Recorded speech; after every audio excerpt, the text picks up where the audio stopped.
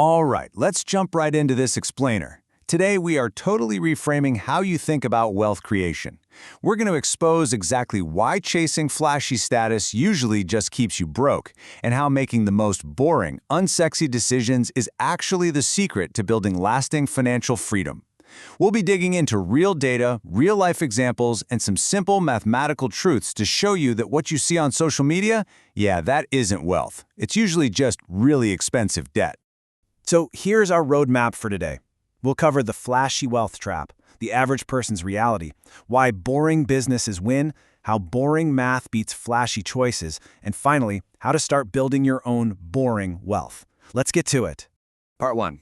The flashy wealth trap, or looking rich versus actually being wealthy. You've got to hear this absurd real-life confession. A young woman literally maxed out her credit card to buy things for friends, called her mom, and proudly announced she'd hit $4,000 in debt. She legitimately thought a credit limit was an achievement, like she was leveling up in a video game or something. It just goes to show how a total lack of financial literacy makes people treat compounding consumer debt like it's free money to fund a lifestyle they absolutely cannot afford. And this right here perfectly paints the picture of that emotional high from an impulsive lifestyle pitted against the mathematical nightmare of depreciation and interest. We've got an 18-year-old taking on a $46,000 Jeep she can't afford, and another buyer taking out a 25% APR loan on a Honda just because it was, quote, cute. The brutal reality? The car gets repossessed, their credit is absolutely destroyed, and they're left owing over $7,000 on a vehicle they don't even drive anymore. No way. Moving on to Part 2. The average person's reality. Why being normal actually means being broke.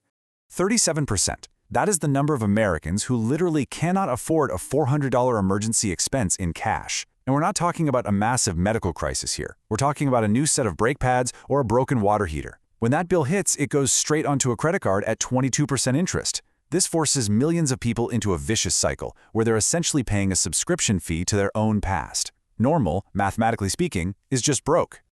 So if you always feel like you're falling behind, this is why. If you look at the mean, or the average 401k balance, it sits at an intimidating $168,000. But averages lie, right?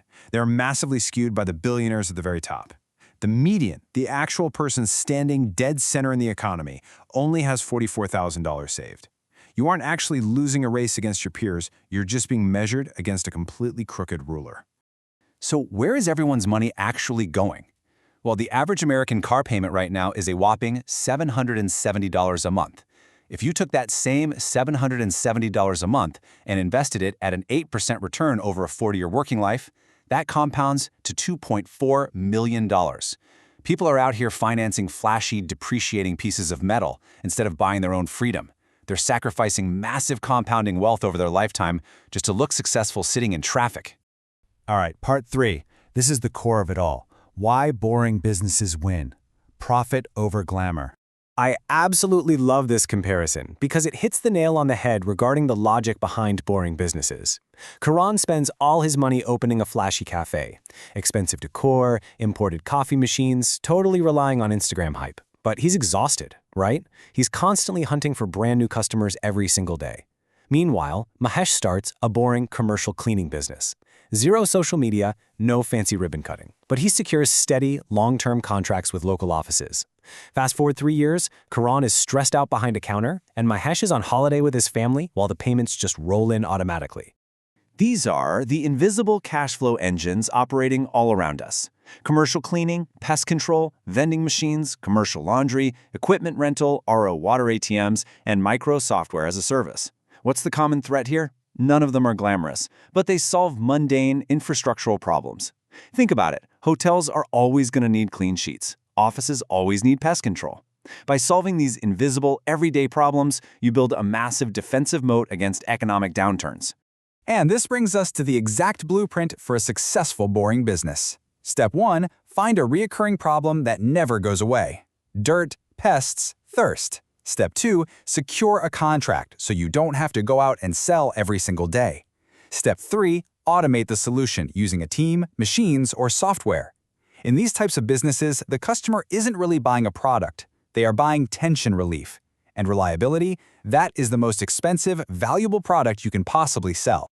Now, the absolutely crucial point to understand here is recurring revenue. Honestly, this is the secret sauce of wealth. If you sell a product once, you have to wake up tomorrow and find a brand new customer all over again.